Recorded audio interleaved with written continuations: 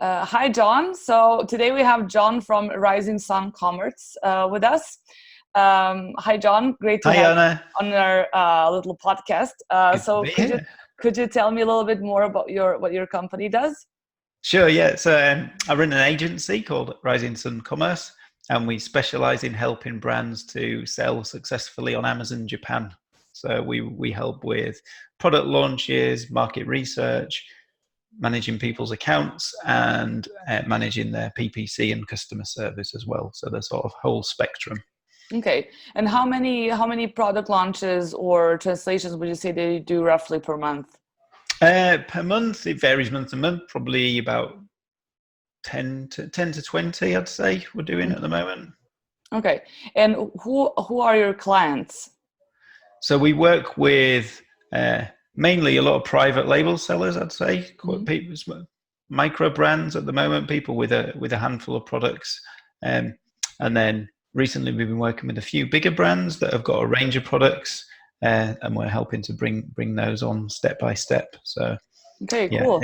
it's generally people that are selling on Amazon successfully already, be that in Europe or the US, and they want to launch into a new market, and Yeah. they're looking So we can for say partners. more of a mid to advanced sellers, right? Yeah, sure. It's Okay. people that know what they're doing on Amazon already, for Yeah, sure. Yeah. exactly. So not everyone knows what they should be doing on the Japanese market. So could you tell me, since you probably have a lot of experience working with those type of sellers, what are some of the mistakes that sellers make when they enter Japanese market and how they can avoid that? Sure. So, I mean, there's a few things you need to be aware of. One is around logistics and compliance of products. So when you're sending your goods to Japan, um, the Amazon FBA centers work the same as they do in the US and Europe. So from that point of view, you send your goods in through Seller Central and they get distributed to customers in the same way. But one thing you do need to be aware of when you're selling on Amazon Japan is you need what's called an importer of record, which is somebody who's responsible for importing your goods into Japan at the point of import. Now, there are various third-party companies that offer that as a service, and you need to use one of those basically to get your goods into the country. So if you don't do that, your goods basically get rejected at customs and then get sent back to wherever they came from. And without doing the correct paperwork in advance, it turns into a big problem and a lot of extra costs for people. So Mhm. you definitely need to do that before you get going. It's Okay. need to be aware of that. Okay. So Um, that's one. Is there anything else? yeah, sure. So product compliance is another one. So a lot of people who sell like electrical goods, cosmetics, food related goods, all of those require paperwork and compliance reports, and they're not. Japan kind of operates on its own rules, so you need to have it done specifically for Japan. The EU rules, regulations, the US rules and regulations are not recognized in Japan. So um, if a product is selling in Europe or the US, fundamentally it will be fine to sell in Japan. It's just that you need to get the right paperwork and go through the right channels and get it all done to be able to sell it there. And Okay. then thirdly, I'd say another mistake that we've seen clients come to us with is just not getting the products set up right. Using, we've had people use bots for translate, Google Translate and things like that, using that for customer service. So make sure you get your listings kind of set up properly, basically, because if you don't, then Mhm.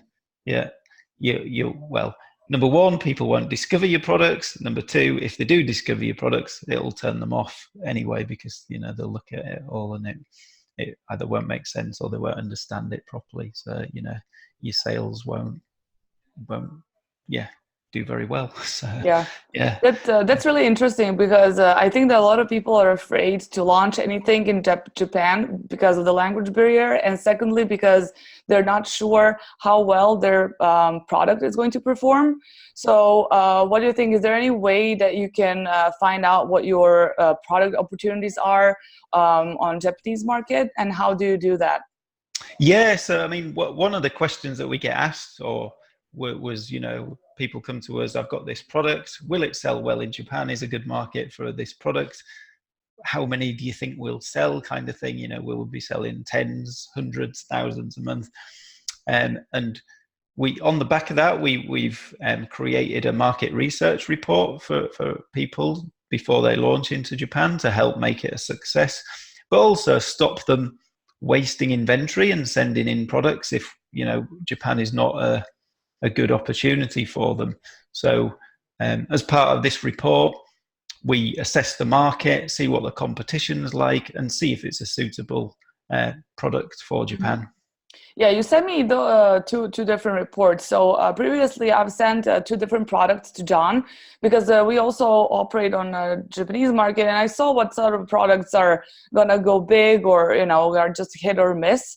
So the first one I sent was this running belt, and which says here that it has a really strong market, it has really strong competitors, and some of the products have even like 300 reviews. So yeah, I can see there are like a lot of high quality content and a lot of good images. So would you say that this is a good choice for a Japanese market?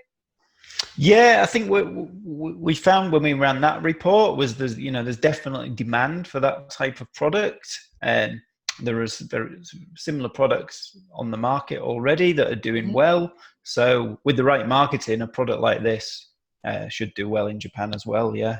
Does this have to do something with like a Japanese culture and how fit they are and maybe how they're into sports? Yeah, I mean, running is very popular in Japan. You know, so yeah, so it's a regular thing. It's a regular thing, which is also popular in Japan, unlike some other things, I think. Yeah. And the second thing is the second product was this eye gel. So I basically sent this on purpose because I know that Japanese people and Korean people also, I mean, basically the whole Asian market, they're pretty skeptic when it comes to cosmetics and unknown creams. Like they would maybe buy like some domestic suppliers, but they're not so willingly to buy something from the Western part of the world, or even some like known brands. They're like really afraid of like all the chemicals and stuff, and which actually resulted that this is a medium market and it doesn't have a lot of good quality listings, doesn't have so many good images as I saw here, but yeah, so but it's sellable. I mean, it says that, you know, it says here that top seller is having a low rating of 3.2, but those products are still being sold. Yeah. And how would you, for instance, how would you help this customer? Like, for instance, let's say you have a product, you want to sell it in Japan and it's not ranking so good and it's a medium like level market for this product. So what can you do to make this product be more successful in Japanese market? So so is it selling there already? It's yeah, it's already selling there. Yeah, I mean, we look at, you know, as this sort of report reveals, we compare how product A is doing with the competition, seeing what, you know, a big factor obviously is images, and in Japan, Japanese customers, they love kind of annotated images. There's a lot of information that goes through images, so if the product, you know, if it's not been explained well enough through the images, then I think that's the first place that we'd kind of start and look at, you know, getting that story across to the Japanese customers properly in the way that they're used to. The other things to look at would be, you know, the keywords kind of thing. Japan has 3 alphabets, as you know, so yeah, you know, doing keyword research is kind of even more vital than it can be in English language, for example. Yeah, so unfortunately, there are no keyword tools for the Japanese market. So basically everything has to be done manually. Is it also how you guys do it? Yeah, exactly. There's no shortcuts as such to doing it. You know, it's organic process and, you know, brainstorming and yeah. And then kind of use it. We look at the PPC data that's generated from actual sales, and we use that quite a lot of improving performance of a particular product. So we look at what search terms customers are using, and then make sure that the listing contains those key phrases in the product copy to reinforce the message. And, you know, that's a big factor in improving performance of products. Definitely. And how do you track? Do you track how well products are doing after you launch them, or do optimization with your clients? Yeah, I mean, depending on the client, we track some of the keyword ranking performance. But kind of sales is the ultimate Yeah, of course. kind of Yeah, sales and reviews. Okay, yeah. yeah. So Cool. it's kind So of when talking about the product launch, like how long is the actual process? Like how long, let's say that like our next top season is Christmas. So for instance, if I want to launch this, I want to do this training belt. So how long does it take, and is it a painful process, or is it better than people think, right. or Okay. how is it? Firstly, you mentioned Christmas, so I'll bring that up because in Japan it's not really a Christian country, and Christmas is not really the same as it Oh, is in. see, well that's important, right? So There's no Christmas. So Duh. if Okay. you're gonna be launching your running belt at Christmas and expecting everybody to be giving it as Christmas presents, then I think you're gonna be a bit disappointed. No offense, because the sort of Christmas present culture doesn't really exist in Japan. Yeah, So that's right. Yeah. Q4 is not as big as it is here. So yeah, so it'd be a very general launch. People Okay. buying it for So what is themselves. the next big seasonal thing in Japan? When is it? Yeah, so I mean, the whole present giving culture doesn't really exist like it does here. People do it, but it's more like if they've been on holiday or Hmm. even birthday culture. It's nowhere near as big as it is certainly, in the UK and the US. Okay. So But is there yeah. any maybe like on a like maybe some sort of like a Japanese Black Friday or something, like when people buy stuff? Like what's yeah. So they have Prime Day in Japan and they have Black Friday too, but it's more about I think that's Amazon generated to kind of get people Yes, to exactly. It's not a buy the cultural, deals. yeah. It's not sort of relevant to the Christmas and the whole Hmm. Thanksgiving kind of festivals that we get. Yeah. Yeah. Um, so back to your question about how long to launch the Yeah. product and stuff. So I guess if you're thinking of content, t- getting your content up there, it's very simple, very straightforward, the same as any other Amazon marketplace. You can just once you've got it translated and set up properly, you just put it on there, and that's very quick to turn around. In terms of shipping, if the products are manufactured in China or the Far East, like a lot of our clients are, that's the one advantage of selling in Japan, because it only takes 48 hours on a ship from uh, eastern China to Japan. So Okay. you're looking at less than 2 weeks from your manufacturer to actually being in stock on Amazon's FBA center door to door. So, compared to selling in the US or Europe, where it's kind of 6 weeks, eight Yeah, I weeks was just sort of about to thing. say that. Yeah, it actually takes less time, but you need to do your paperwork correctly, and you need to find a third party who's going to take care of everything, right? That's like Yeah, important. exactly. Yeah. So back to, you need the importer of record to get the goods through customs, but logistics suppliers can put you in touch with people who can do that. We've got people in our network that can do that. So yeah, just Hmm. make sure you do it. Okay, well, that's really good. I mean, I think that a lot of people expect to hear about 2 3 months, and it's Japan, and it's quite difficult. I think people have like they just like gonna say no to this because it's I'm not familiar with the culture, with the language, with knowing people who can help them out there. So it's really good to know that there are some English speaking people that can actually help them out with hook them up with the Japanese part. Yeah, I And mean, it obviously looks very intimidating, I think, for exactly, yeah. somebody who doesn't, Now. understand the alphabet. You're just like, whoa, what is this crazy language? But, No, I mean, I bet not, because even if we do like, for instance, we do European markets, and then I have people from the US or UK just freaking out because of the German market because they don't understand the language over there. So I could uh-huh, just imagine what it's like when you see a completely different alphabet and you're like, yeah, whoa, like.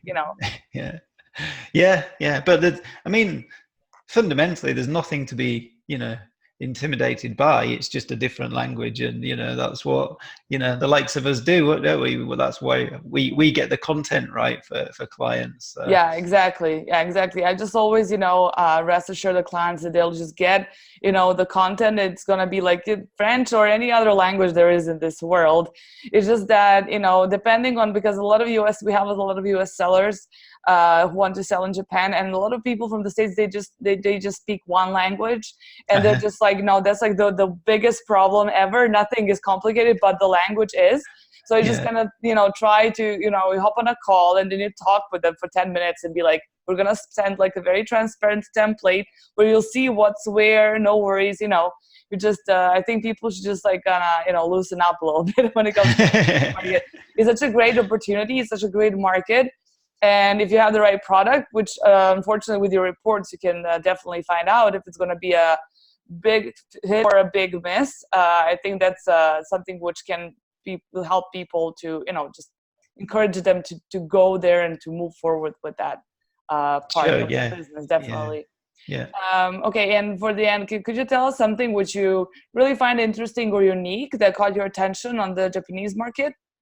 So something that came up the other day that I spotted is they started doing 7-day deals, they're called. So obviously we're used to lightning deals, the 4-hour deals that you see. But in Japan, they've recently introduced a 7-day deal, which is kind of interesting. I was speaking to some other agency owners who help people sell in Europe and the things. And he was saying that they used to have these in France or in some other countries in Europe where the volume of sales wasn't as big. But Japan, obviously, it's about the same size as the UK marketplace. So there is genuine volume of sales there. So it's kind of interesting to see what they're doing with these 7-day daily deals. We've not ran one yet for a client, but, we'll look to run one in the future because they're just very new. But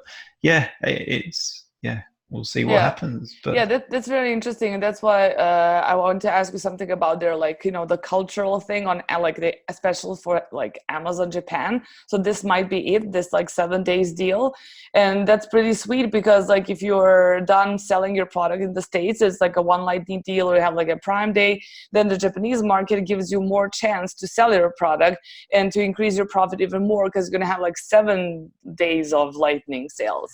I think that it could be a really good thing to just think about, I can sell this in the same way for 7 days other than just one on all other markets.